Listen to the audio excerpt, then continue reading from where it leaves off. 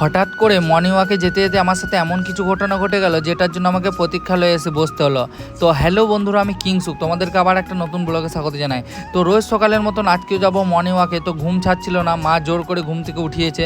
আর কাল রাতে মাকে বলেছিলাম যে আমি একা মর্নিং ওয়াকে যাবো না, তুমি যদি যেও তাহলে আমি যাব। তো আমি সোজা ছাদে থেকে নিচেতে চলে এলাম মাকে নিয়ে যাব বলে। তো মা ফাইনালি দেখতেই পাচ্ছ আমার সাথে বেরিয়ে পড়েছে আজকে মর্নিং ওয়াকে যাবো। আজকে তোমাদেরকে দেখাবো যে আমাদের গ্রামের রাস্তাটা কেমন। তো এই যে এই রাস্তাটা দেখতে পাচ্ছ, এই রাস্তাটা হলো আমাদের গ্রামের ভেতরের রাস্তা।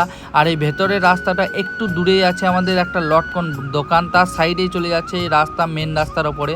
তো এই ছেলেটা সকাল সকাল উঠে গেছে কারণ এরা কাজে যায়, আর আমিও উঠে গেছি কারণ আমাকে মর্নিং ওয়াকে যেতে হয়। তো মা আমাকে বলছিল তুই তো সকাল সকাল উঠতে পারিস, আমি বললাম না মা, আমি তো হলাম অধমপুরে। তো ফাইনালি মেন রাস্তায় যখন চলে এলাম তখন আমরা খুঁজে পাচ্ছিলাম না তিন দিকে রাস্তার মধ্যে কোন রাস্তাতে যাবো, যেহেতু আমরা ভুলে গেছিলাম। তো যাই হোক, এটা মজা করে বললাম, আমরা কোনো রাস্তায় ভুলিনি। তো আমরা যাবো রক্ষাকালীর থানের এই রাস্তা দিয়ে। তো মা দেখতেই পাচ্ছ অনেকটা এগিয়ে গেছে, কারণ মাকে সকালকার এই যে বাতাসটা খুব সুন্দর লাগছিল, কারণ বাতাসটা খুব মিষ্টি মিষ্টি মৃদুভাবে দিচ্ছিল, তাই মাকে খুব ভালো লেগে গেছিলো। আর তোমাদেরকে আরও একটা কথা বলি, এই যে মা দেখতেই পাচ্ছ, মা তো মর্নিং ওয়াকে আসেনি, মা শুধু ফোন ঘাটতে এসেছে।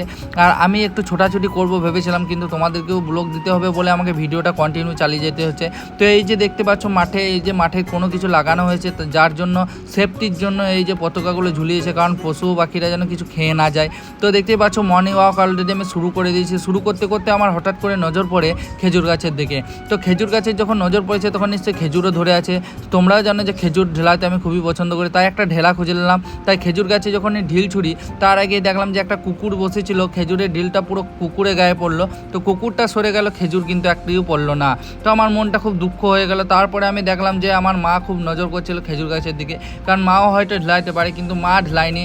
মা দেখেই বললো দেখ এই খেজুর গাছে খেজুরগুলো খুব মোটা মোটা, হয়তো যখন পাকবে তখন হয় খেতে খুবই টেস্টি হবে। তো মাকে আমি ওই কথাটাই বলতে বলতে হঠাৎ করে মনে পড়ে গেছিলো যে আমার তো এবারে বিরক্ত লাগছে, একটু না বসলেও হবে না। তাই আমি রাস্তায় যেতে যেতে একটু বসে দম নিলাম। তারপরে হঠাৎ করে মনে পড়লো যে পায়ে ব্যথা যখন একটু হচ্ছে তখন প্রতীক্ষালয়ে একটু রেস্ট নিয়ে নেওয়া যাক।